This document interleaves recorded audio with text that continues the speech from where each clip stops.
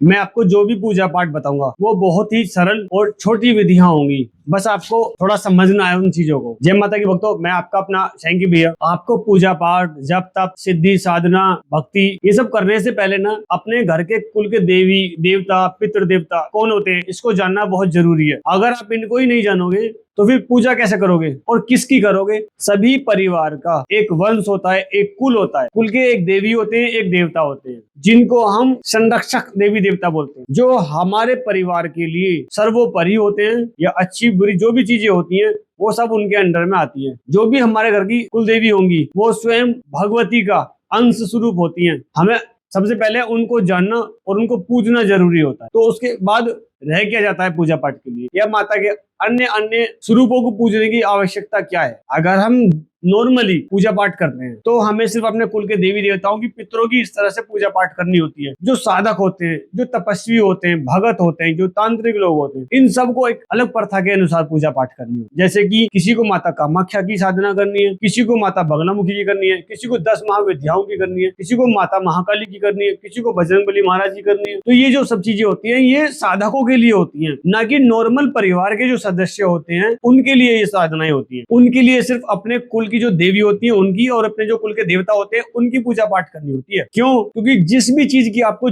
और वैसे भी स्वयं वो आदि शक्ति भगवती का अंश है, तो आपकी सारी मनोकामनाएं पूरी करते हैं। लेकिन बहुत से लोग क्या गलती करते हैं कि अपनी कुलदेवी को ही ना पूजकर अन्य अन्य किसी भी स्वरूप की पूजा करते रहेंगे। उनसे पूछो जी आपकी कुलदेवी कौन है, नुके जी पता ही नहीं। पूजा किसकी करते हो? नुके जी हम तो दुर्गा माता की करते हैं, हम काली माता की करते हैं, हम दूसरी वाली माता की करते हैं। भाई आप पूजा तो सबकी कर लो, कोई दिक्कत नहीं है, क्योंकि सब उसी का अंश है। मेन भगवती जो है उसी का सभी अंश है। लेकिन भगवती का एक अंश है जिसको आपके घर की रक्षा सुरक्षा हर चीज के कार्य करने की उनको जिम्मेदारी दी गई है। अगर आप उन्हीं की पूजा पाठ या सेवा करते हैं तो वो आपके लिए बहुत ज्यादा फलदायी होगी। और आप उस अंश को छोड़कर दूसरे अंशों की पूजा पाठ करेंगे तो क्या आपको लगता है जो आप चाहते हैं वो प्राप्त होगा? ये ऐसी बात हो जाती है कि अपनी माँ को छोड़कर मौसी को पूजना शुरू कर दो। भाई मौसी भी तो अपनी ही है, हाँ मौसी अपनी है, लेकिन अपनी माँ ज्यादा अपनी होती है। इसलिए अपनी माँ को जानो, पहचानो, उनकी पूजा पाठ करो। किसी की कुल देवी होती है माता शीतला, किसी की दिल्ली वाली कालका माता होती है। क्या शक्ति में कम है? किसी की होती है माता नगरकोट वाली। लेकिन लोग क्या करते हैं, नगरकोट वाली कुल देवी है,